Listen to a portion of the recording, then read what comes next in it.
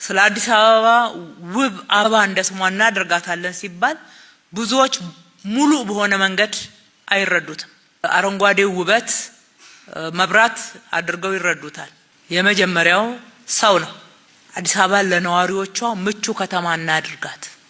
የብልጽግና መርህ ዋናው መርሆ ሰው ተኮር ነው። ማህበራዊ ፍትህን ማንገስ ነው። የምንሰራው ለሰው ነው፣ የሚሰራው ሰው ነው። ተጠቃሚ መሆን ያለበትና ውብ አበባ ህይወቱ መምሰል ያለበት ሰው ነው። ሰው ሌላ ከተማዋ ሌላ ከሆነች አዲስ አበባ እንደ ስሟ ውብ አበባ ሆነች ልንል አንችልም።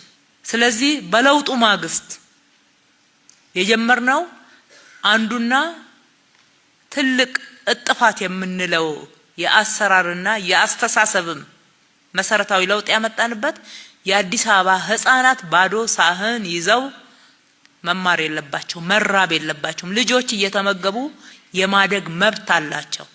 ከተማዋን ለመገንባት የምናውለው በጀት መጀመሪያ ሰው ላይ መዋል ነው ያለበት።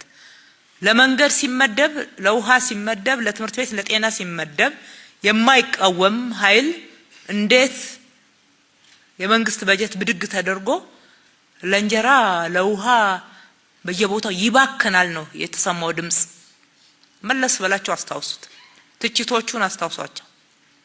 እንዴት የመንግስት በጀት እንደ በጎ አድራጎት ምግብ እንብላበት ይባላል የሚል ትችት እንደነበረ ታስታውሳላችሁ።